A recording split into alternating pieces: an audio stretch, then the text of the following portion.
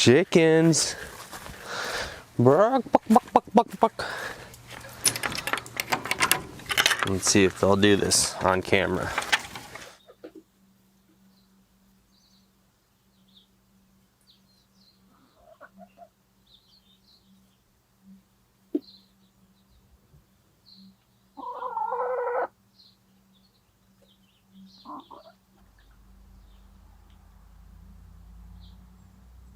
Before we start the show, I want to give you a quick little tour of my newly finished greenhouse. This is going to be a game changer for this year as well as next year, because now we have a dedicated space to work on plants with plants. I made little shelving units everywhere I could, because plants like to be in the sun, they like to be indoors, they like to be outdoors, and it's nice to have options. Everything is movable and flexible. Here's our new greenhouse. Let me just adjust exposure. I'm growing microgreens again. We have buckwheat sprouts. They're going to be about 12 to 15 inches tall, microgreen buckwheat sprouts. And then down below, we have sunflower sprouts, which the local squirrels have been eating. Fitness, garage, and greenhouse area. That's already getting cluttered. Anyway, it's fully powered. I dug a trench. I've been working on this thing for like 6 months, ever since my birthday. It's going to revolutionize how we garden. You know, gardening is hard, and if you can cut a few corners here and there and make it that much easier for yourself, I think it's going to make all the difference in the long run. Straight shot from the greenhouse into the garden. Woo, woo, woo. Okay, enough of a tangent. Let's roll. Good morning, everybody. It's Sergei in the house. If you're joining us for the very first time, this is Wild Edibles Test Kitchen, episode number 5. And in this episode, I'm going to show you how to make dandelion pesto, because dandelions are a very readily available weed the world around. I found it personally in 66 different countries. It's also incredibly delicious when prepared correctly, believe it or not. It's incredibly nutritious. Thirdly, my wife and some friends and I are going to a concert later this evening. There's going to be like charcuterie boards, pasta, salads, different salads, and I figure some Wild Edibles pesto will really complement the mix. And I'm going to bring you along with me, because this show is all about harvesting one wild edible and turning it into a delicious meal. That way you're entertained, you learn something, and I actually get to walk what I preach. I painted the word think on the side of the shed because it's good for me to think more. So every morning when I walk outside, I'm forced to think.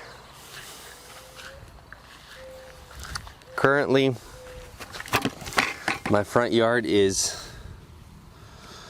full of prickly lettuce. It's actually a field of lettuce. All of that, if you look close, is this plant right here, which is a dandelion relative, but not exactly what we're looking for. Believe it or not, this is edible. We'll likely do something with it maybe in the next episode.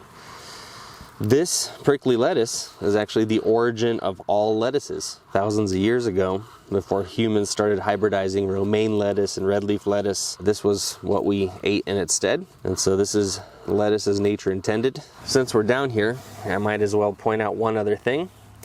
So prickly lettuce is a dandelion relative. Both dandelion and prickly lettuce are in the aster family, which is one of the biggest families of plants with something like 24,000 different species in it. So the sunflower family, the aster family, contains a lot of dandelion and dandelion lookalikes.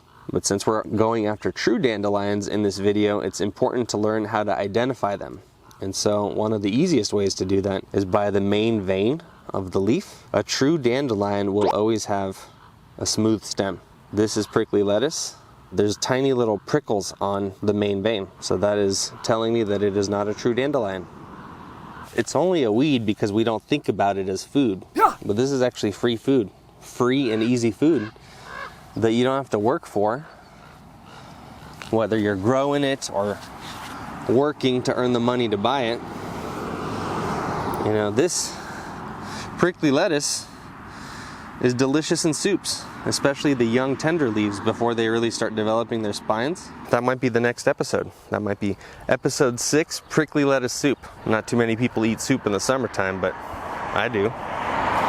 Stay tuned for that.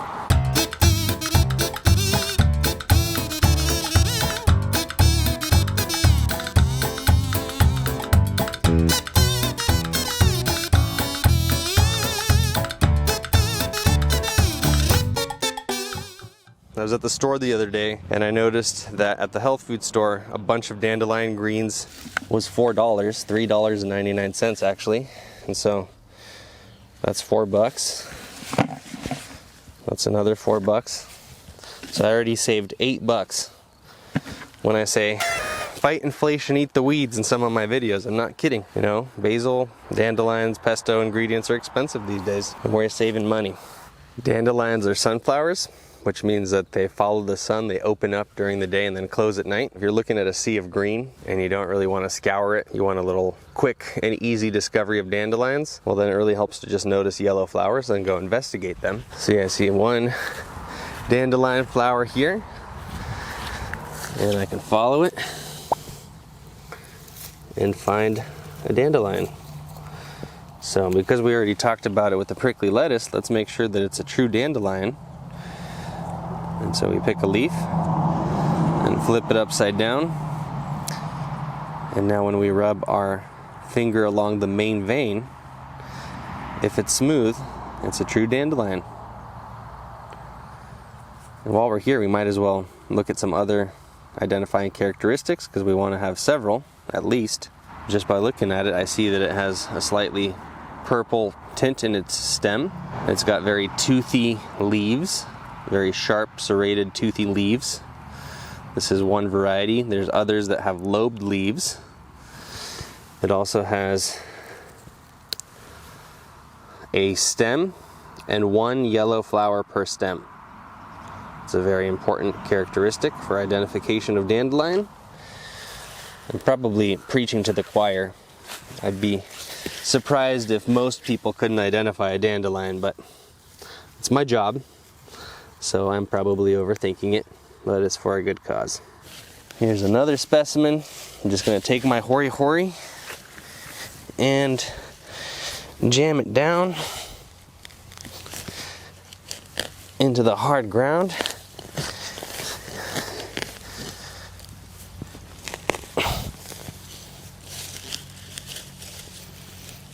These suckers have really long roots, which is part of the reason I'm going after them.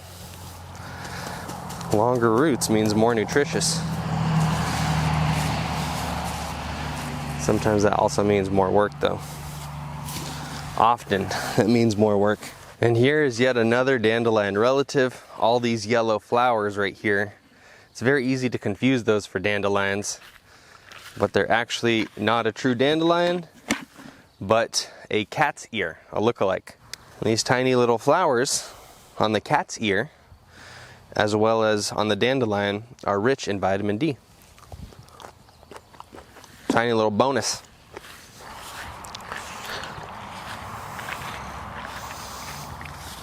Oh look, a dandelion right next to a cat's ear. Perfect. It doesn't get any better than that. So let's do our test. Look, is this a true dandelion? I'll give you a few seconds. Leave a comment below. This is option 1. So that's option 1. And then right next to it, you have another very dandelion-like plant. Could be a dandelion, but it's a little fuzzier. This is option B, number 2.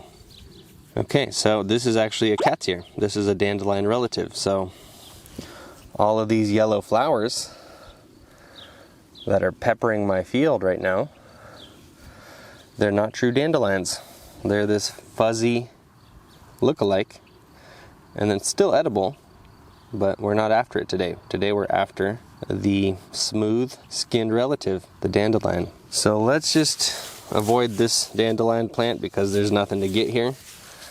We'll slowly make our way towards the house. I've seen some good dandelion specimens there. And this is why sometimes my wife gets frustrated, because I get distracted in the plant world and it's very difficult and time consuming for me to get from one point to another. When we go hiking, forget about it. I stop and look at plants all the time. So she just endures. I love you, baby, if you're watching this. Mwah. Kisses. Boom, look, that is a juicy variety right there. Let's definitely snag this one.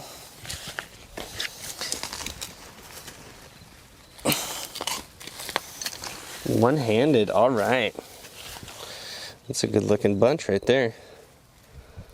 See, the root produces some milky sap too, just like the very first plant we looked at, prickly lettuce. That's all good for your inner organs, as I mentioned, especially the liver, the kidneys, and the pancreas, the gallbladder. Organs that we really need for vitality. Here's another dandelion. This one has slightly toothier leaves and much more purple stems.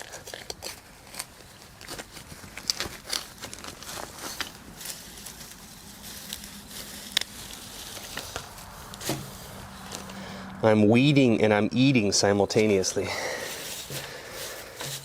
I already have $8 in dandelion value in the bucket. The two of these probably makes a $4 bunch. So that's 12 bucks that I just saved. And I bet I could get some more too. Some of you may be wondering what this tool is that I'm working with. This is my favorite hori-hori in the universe. I think this is like a Japanese shovel essentially that has different configurations, but a shovel as well as a knife on one side and a serrated knife on the other. There's lots of different hori-horis out there. This one is on Amazon, believe it or not, and it's the cheapest one out there. It's the Martha Stewart brand hori-hori, and I'll leave a little Amazon affiliate link down below for those interested. That way when you buy your $7 hori-hori, I'll make like 17 cents. The reason I like it is because it's very stout, very durable.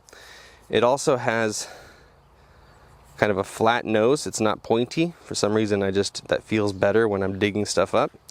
It has this nice weeding tool that's also very incredible for cutting, go figure, dandelion roots. You just shove that sucker down and they come right out. And then I also like that the scoop isn't too intense. It's got the perfect amount of scoop. Some hori-horis are too shovel-like and then you can't really cut as easily. And then some don't have enough scoop, and so you can't really dig as easily. This cheap one does everything.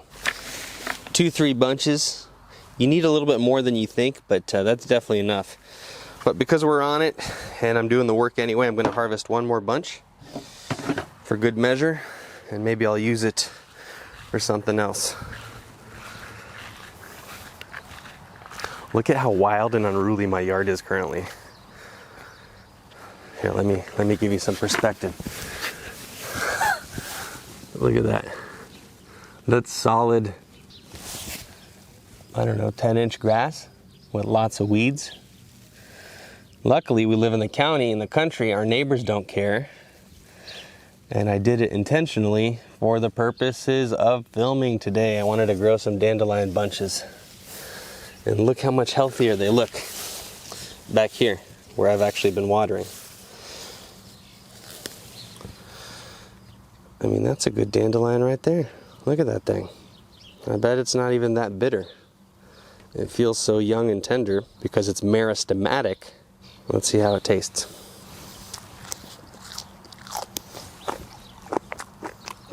It's bitter, but not too bitter. Definitely going to be better in pesto.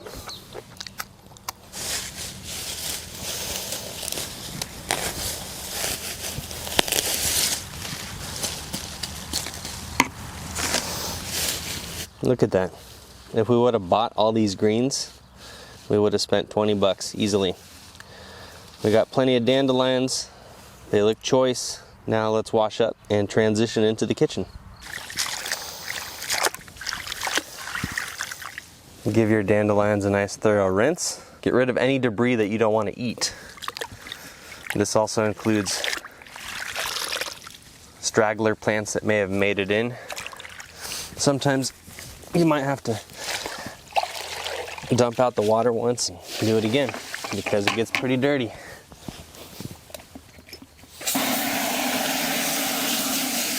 So roots come off.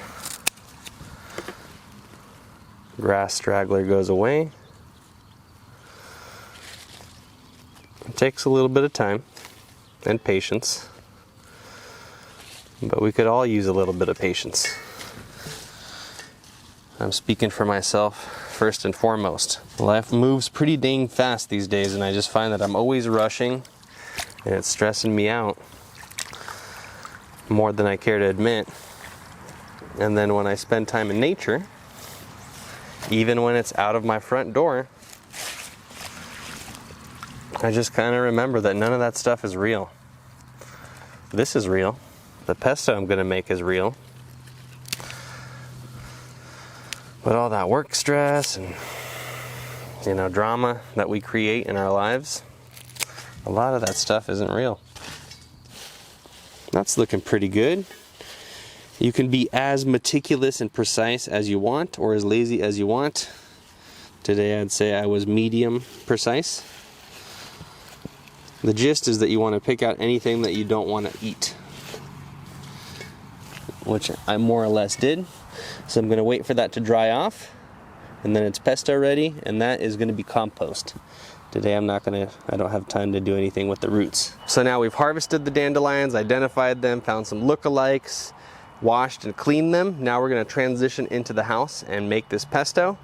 But first, a quick little ad. Ready, set, go.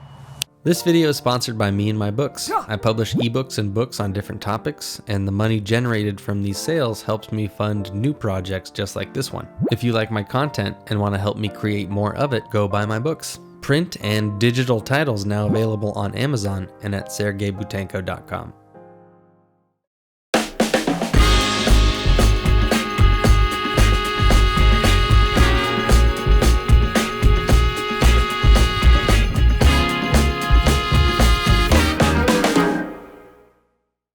Now it's time to do part 2, which is assemble everything and make the dandelion pesto. So the main ingredient is going to be our dandelions, of course, hence the dandelion pesto. We have a nice big bowl of greens. We're also going to use walnuts instead of pine nuts, because these days pine nuts are like $297 a pound, and nobody has that kind of money. I'm kidding, of course, but they are very expensive. Walnuts are much cheaper. You're going to use your favorite oil. I'm using olive oil. You could use avocado oil or coconut oil. Your favorite salt, this is sea salt, Parmesan cheese, garlic, and lemon. So a relatively simple recipe with 1, 2, 3, 4, 5, 6, 7 ingredients. We'll also be working with a Vitamix, but instead of having a blender top, I swapped this out for the new Vitamix food processor top. Check this thing out. I love Vitamix products. I'll be the first to admit it. I've been using their blenders for something like 27 years. Somewhere in storage, I even have my original blender. It's raggedy, but it still works. Vitamix has also sponsored several of my videos in the past, mainly the green smoothie challenges, which you guys should check out online. On YouTube, I have the 30-day green smoothie challenge, as well as the 30-day green smoothie challenge for busy people. So the very first thing that we're gonna do is we're gonna start putting the greens in the blender. And I like to just lightly chop these up. I feel like they process a little easier when you do that. You don't need to chop them too thin. You know, pretty thick pieces is fine. Be your own judge. Use your own discretion. And throw in the stuff you think you want to eat. I like stuffing as many greens as I can into my diet. And so I hope this doesn't offend anybody with how many greens I throw in there. If you don't like your pesto quite as green, it's kind of an easy fix, just to use less greens. Just keep in mind that this stuff freezes really well, and so you can make a lot of it and freeze it and use it at a later date. So dandelion greens by nature are relatively bitter, but there's a trick to making them less bitter. And that trick is to blend them with fats. So things like olive oil is good. Blend them with olive oil. Pine nuts or walnuts. Walnuts are a very fatty nut, as well as the cheese, which is an optional ingredient. If you're a vegan, you don't need to put cheese in this recipe. You could simply stick to the walnuts and the oil. And so all those ingredients, because they're rich in fats, is gonna help break down the bitter taste. And in fact, the last time I made this about a week ago, I was serving it to people to see their reaction.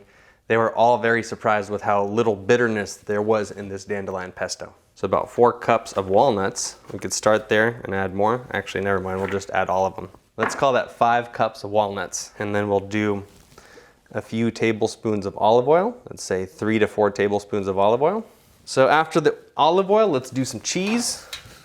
It helps to grate the cheese. It blends up a little bit better that way. 1.5 cups of cheese to taste, to use your own discretion. I find that it's nice to have like wet ingredients first, like dandelion greens, they have juice in them, so they're moist. And then when you put the other ingredients on, It just helps suck everything into the blade so it blends smoother. Next we have garlic. I like garlic to taste. That's 4 or 5 cloves in Sergei's world. And right now in early summer, you have a lot of really hard garlic, which means that it's mean, it's strong, it's powerful. I know there's a trick to peeling it with the knife, but sometimes I like to actually go through the process. That's 1. And then if I'm feeling cheeky and want to save time, then I can just smush it with the knife. Sometimes I like to pause on the little kind of insignificant parts of a recipe because I feel that during those times I'm putting my love into my food and I'm better off for it. After garlic, we'll do some salt. I like to kind of season and taste as I go, balancing the 5 basic flavors. That ensures that my food tastes good every time. You can watch earlier episodes to get a recap of that. But we'll start with 2 teaspoons of salt and a little bit of lemon, probably an entire lemon. Over the years, I've tried all kinds of different lemon juicers, and there's some really good ones out there, but more often than not, I just squeeze my lemons like a barbarian. If I'm flinching, it's because there's lemon juice flying in my face. Super simple, no muss, no fuss. We have our dandelion greens, which are right there. Then we have walnuts, Parmesan cheese, olive oil, lemon juice, salt, and garlic.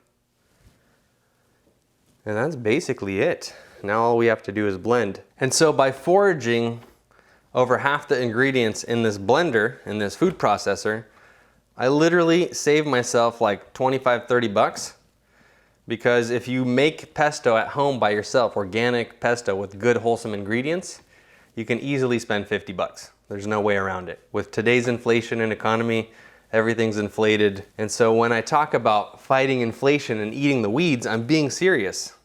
This pesto is half price for me because I went outside, took a little bit of time, and foraged ingredients.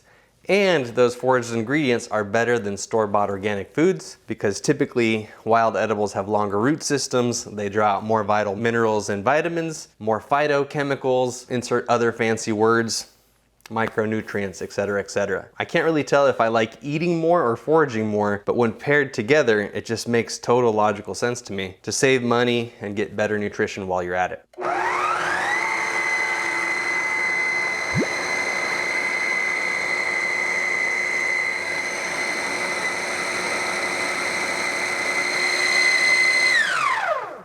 And it's literally as simple as that.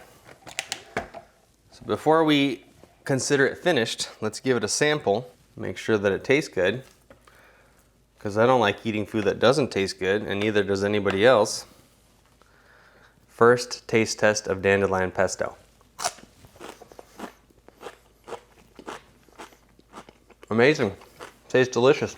I'm picking up like a very slight hint of bitterness, but nothing like dandelion leaves in their raw form. I'd call that a success. I don't think it needs anything else. So now we just need to carefully transfer our creation into a jar so that we can use it as we see fit. This recipe is absolutely phenomenal on pasta, on salads, on wraps. Do people eat paninis anymore? There was a day when people loved paninis, myself included. And this would be great on a panini. The other day I made very simple breakfast tacos, which literally just consisted of tortillas, a fried egg from our local chickens, as well as a little pesto and some buckwheat greens. Finger licking good, finger licking good. I ate my breakfast and I just felt really good the rest of the day. The world is your oyster. When you have fresh homemade pesto, pasta salad, it'd be really good on pasta salad. If you have a label maker, you can annoy all your friends by being truly hipster and labeling your pesto. So let's call it D pesto. Oops, I don't know what I just did there. Look at that beauty. Boom. D pesto, 6/11/23. We spent, an hour total prep time probably. A little bit more for me because I had all the cameras and stuff to set up. But in a relatively short amount of time, I made 2 pints of pesto. I believe those equal a pint, and this is a pint. So 2 pints of homemade pesto made with foraged ingredients. That way I am now bonded to my food because I went and collected it. And so there's a little bit of appreciation. I did something difficult. I feel like I completed a task. That feels good. Later on, my friends and I are gonna have some pesto to eat. That's gonna feel even better. What do you think? Would you eat this? Yeah. Please comment below. This is a very easy recipe to make. If you're shy about cooking, this is a good beginner recipe. You saw how easy it was. It's very versatile. Pesto tastes good with a lot of different things. It stores well. You could put this in the freezer and it'll last 2-3 years easy. And you know, by foraging for the ingredients, we're offsetting a lot of the food costs associated with making recipes, i.e. traditional pesto. So I hope you give it a try, and if you do and want to share your experience, please leave me a comment below. I'd love to read about how your pesto turned out. That's it, that's all. Thank you so much for watching. For more episodes like this, for more video content that's just like this but completely different, subscribe to my channel, Butenko Films. Happy foraging, everybody.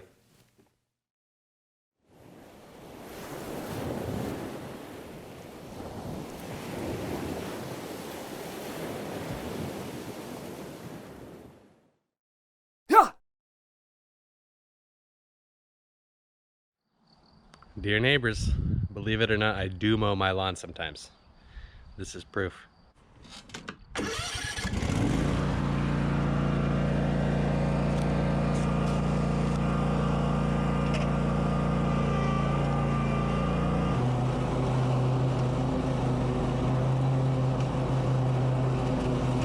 Ta-da!